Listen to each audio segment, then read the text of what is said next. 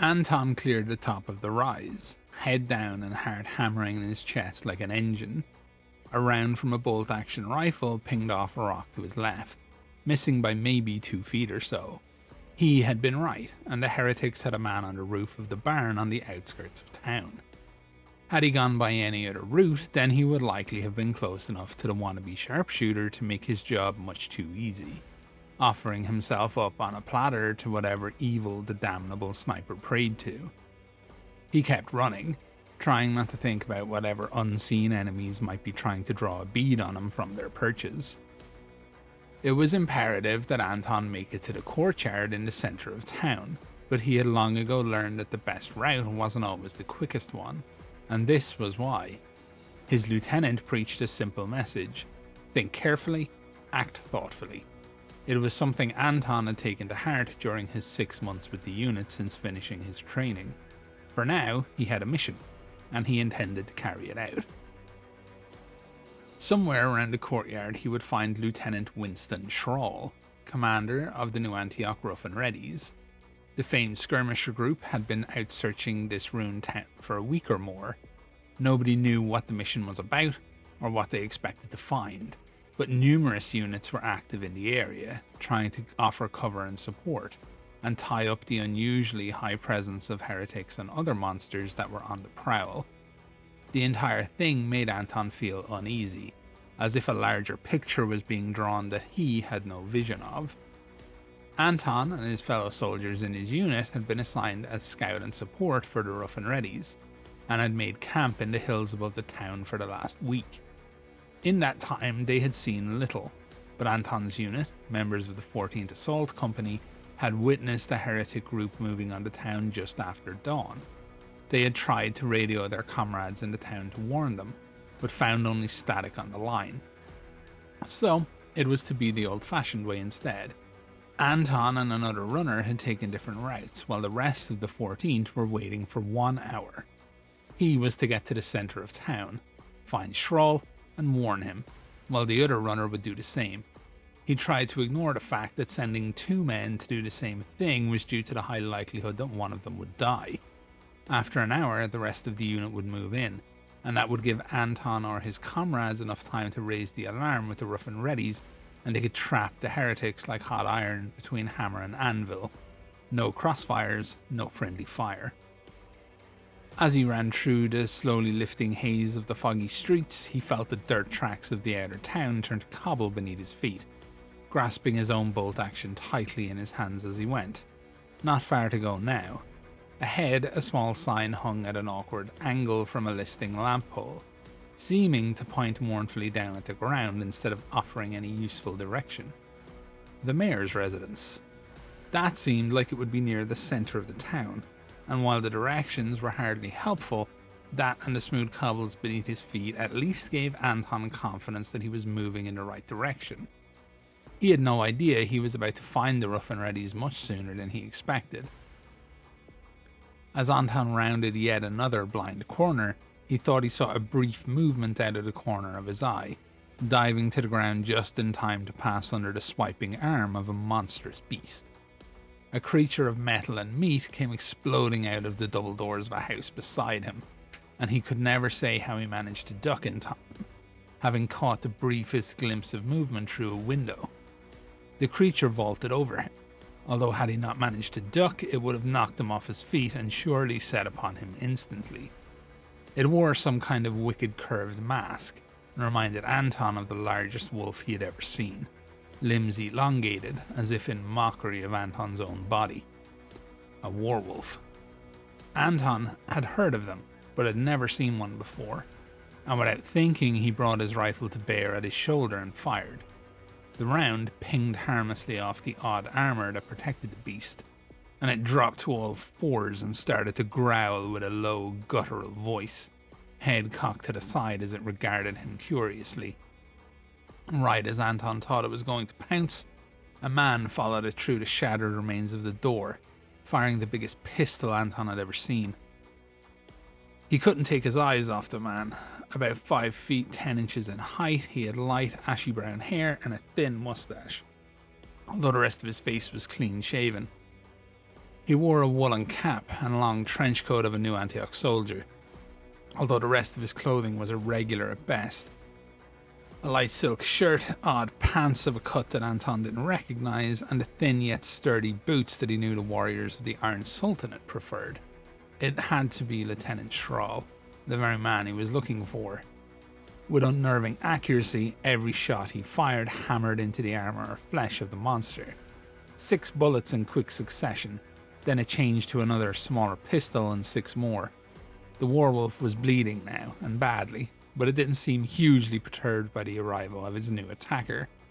Right then, a grenade went screaming past Anton, smashing into the werewolf's chest, the sudden deceleration causing it to seem to hang comically in the air before exploding. Anton felt a sharp tear of shrapnel in his face as he instinctively closed his eyes and raised his arm against the brightness of the blast.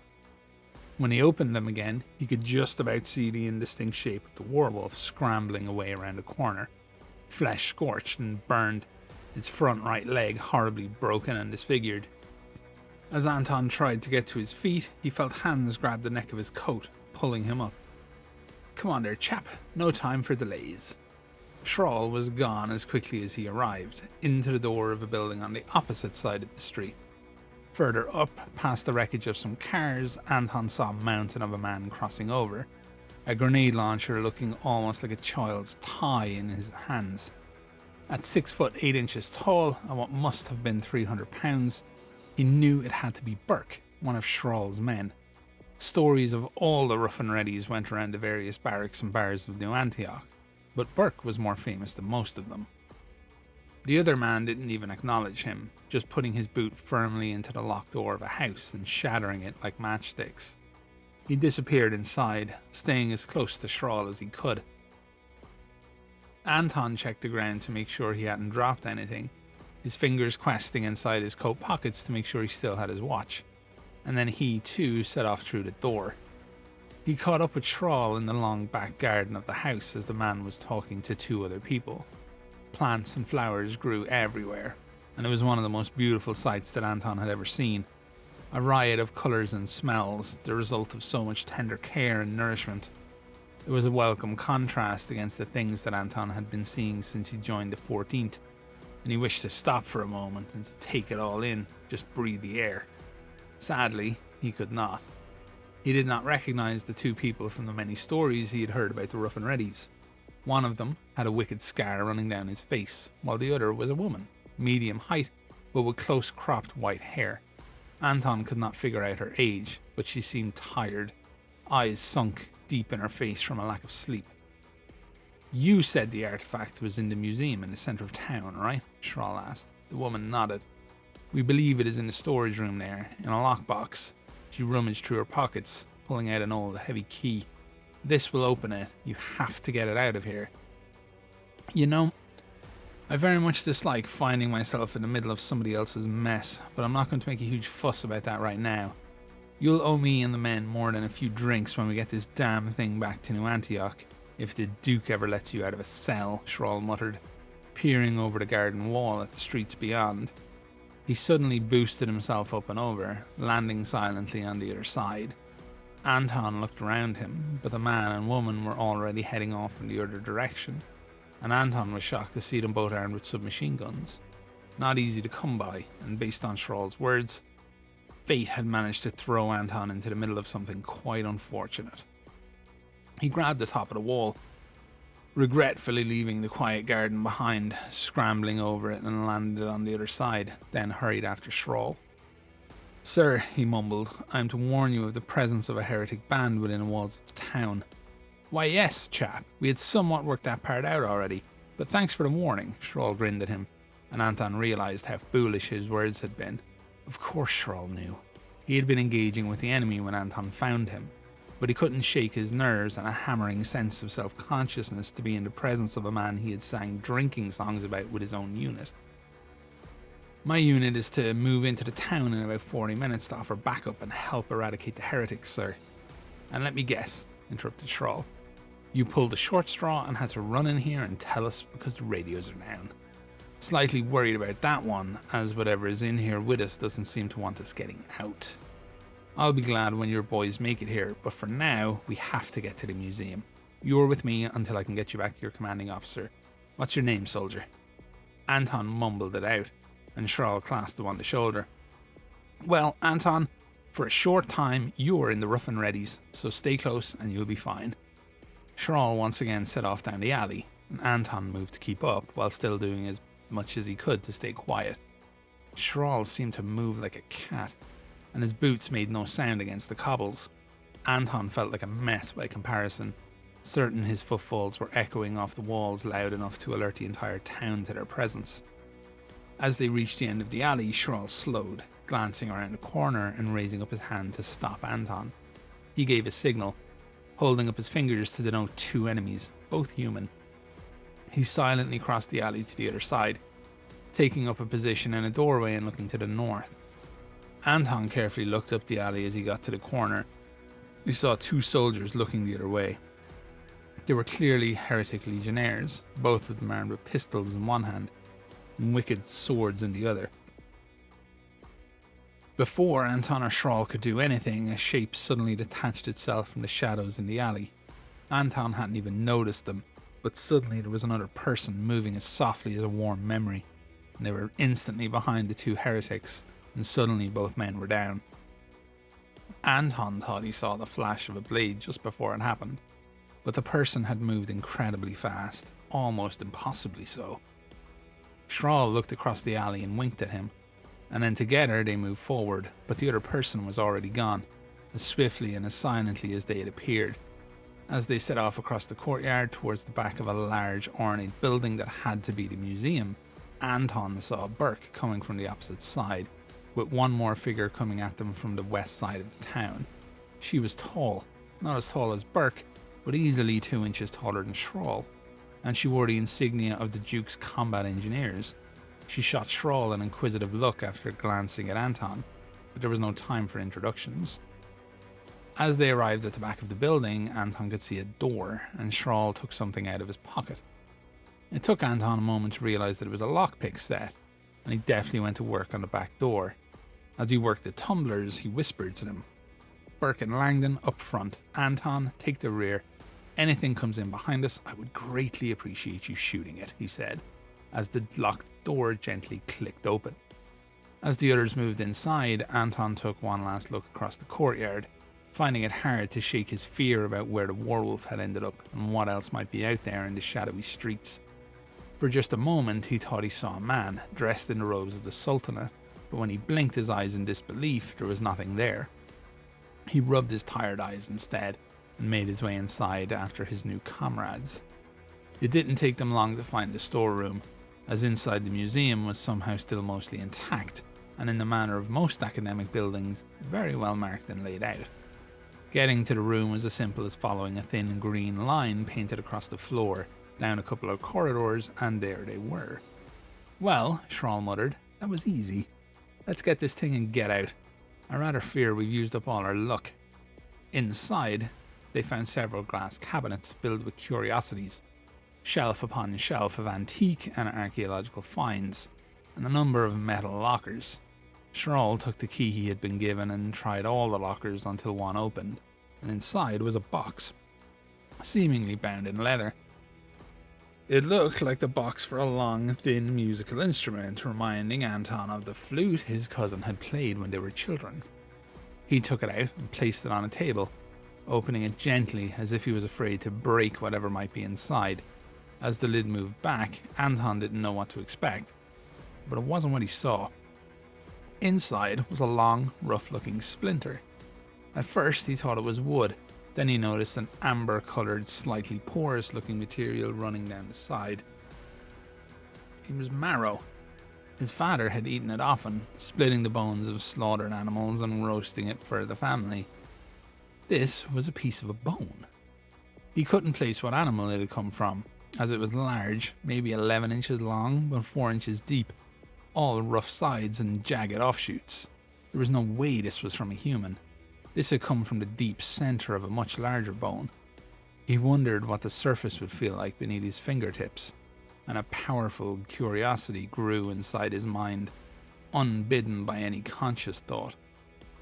Anton watched his hand slowly reaching out to grab the sliver of bone almost of its own volition, and as his palm closed around it, he could feel, for just a moment, a dry coldness to it. Then, he was suddenly falling backwards, seemingly forever. All around him, the fabric of reality ripped and tore, coming apart at the seams and explosions of colour that Anton had never seen before and couldn't possibly hope to name. He could see a million versions of himself, some of them falling, some of them dead, some of them driving a knife through Shrall's neck. They cracked and split like molten glass, running together in rivers and forming lakes and seas of happenstance. They flittered in and out of the limits of his vision, dancing along the razor-sharp edges of existence and pulling at him, tugging at him, trying to replace him, until suddenly he stopped falling, instantly coming to a halt with no sense of inertia or momentum.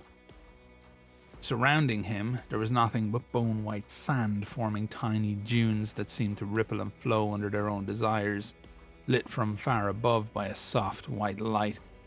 Suddenly, from beneath the sands erupted 100 probing claws, seeming to belong to insects, but larger than any that Anton had ever seen. All around him they came, first hundreds and then thousands and then millions, until the shifting sand was a whirlpool of claws and chitin as far as the eye could see. The carapaces of the creatures were black, red, milky white. Some seemed to be translucent, and he could see their internal organs and what he could only assume were the unlaid young wriggling inside them. It felt like watching a macabre dance. The insects scuttled and splashed through the sands in a delicate choreography, seeming to carve out an endlessly changing and intricately degrading alphabet beneath their misshapen feet. Somehow, through it all, they kept their heads buried, eyes averted from whatever cast the light from above. In an instant, all the claws pointed upward, twisted insectoid heads erupting from the ground and gazing, rapt, at something beyond their outstretched arms. If Anton had to describe the feeling behind those alien eyes, it would be supplication and love. A low chittering began, joined by a frantic keening, and he strained to understand what felt almost like a language as it slipped and slid across the surface of his mind, leaving tiny ghosts of understanding in its wake, like the slick rainbow that gasoline leaves on the surface of water. Anton's eyes were dragged upwards, and as terrified as he was, he could not stop himself from joining the insects as they gazed at what he could only call the sky. There, like a monstrous moon, hanging like a malignant pregnancy, was a creature that Anton could not possibly describe. All along the edges of its monstrous body, possibility and probability collided with each other, tearing at the seams of reality. It seemed to go on forever, forcing itself on the very constraints of the universe, ignoring the laws of reality with its very existence. The longer he gazed, the more he understood the nature of it, and he knew that this was just a tiny part of the whole, that this thing was truly a god and it existed as he has perceived it in all potentialities. At the same time, he witnesses its birth and its death, the moment of its massive collapse in upon itself, dragging in light and gravity with a never-ending hunger until it was born again just a millisecond later. It ate time and feasted upon causality. It was built of both fate and certainty. The ghosts of meaning from the insect's strange singing began to take stronger shape, and suddenly Anton felt the terrifying creature above turn its eternal attentions to him. He was, in an instant, understood. Every hope and dream and fear and desire, down to his very atoms. He was laid bare, dissected by the silent scalpel that was the truth of this being's existence and the inadequacy of his own. He could feel his own reality changing beneath his skin, and he reached up, feeling his fingers probing at the back of his head. There, in the flesh, he felt a seam, and he dug his fingers in and pulled. He felt the tissues part, and where he expected to find skull beneath the meat of himself, he felt instead the delicate, angular carapace of the insects. He could feel the language growing clearer now, and he could see more vividly the patterns in the sand, and that they drew with their strange dancing. He pulled and felt his face give away, exposing his own glittering insect-eyed eyes. his mandibles dripping with some of the last drops of his old human blood. He could feel the carapace and thorax waiting to be exposed just beneath what remained of his former flesh. He was being born anew, blessed by reality, raised up by this true God to a more worthwhile form, one that understood the nature of change and fluidity and the soft, gentle ebb and flow of alteration. Anton was ready to discard the last of himself, to embrace his new existence that was being granted to him, despite his unworthiness and insignificance in the face of his savior, when, suddenly, sickeningly, he was back in the storage room at the museum, thrown back into a lesser reality that, for a moment, felt so empty and meaningless compared to where he had just been, what he was becoming.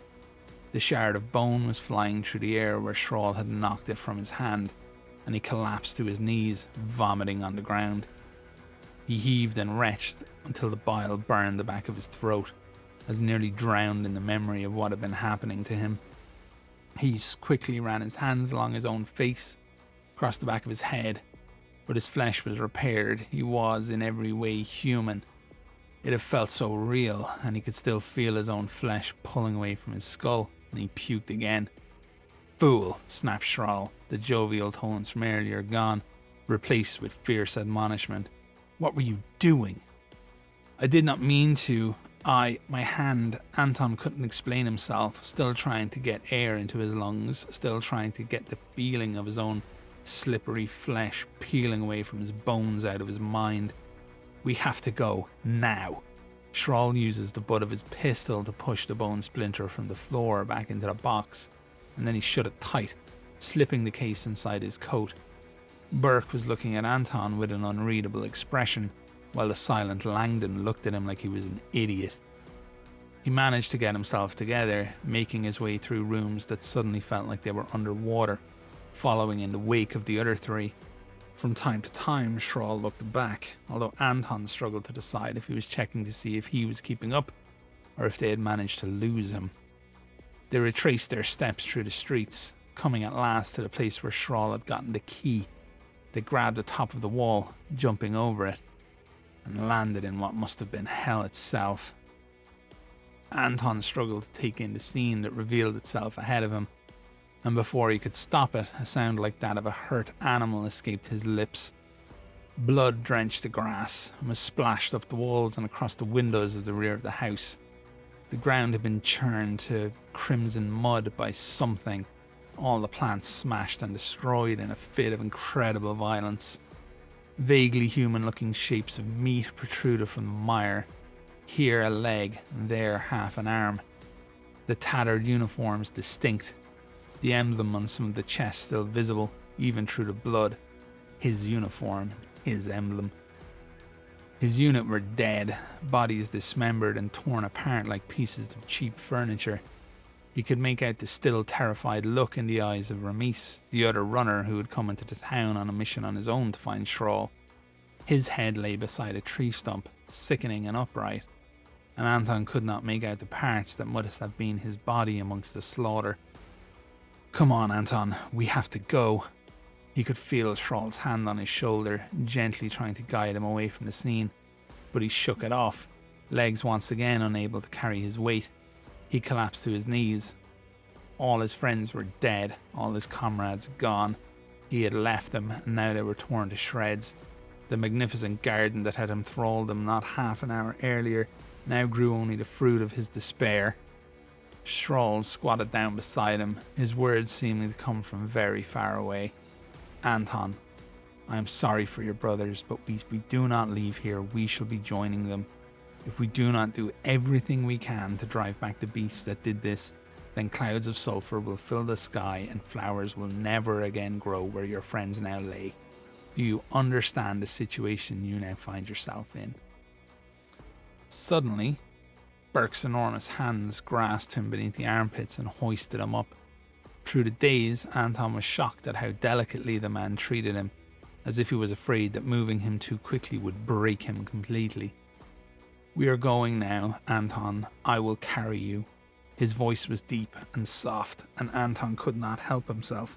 and he began to shake.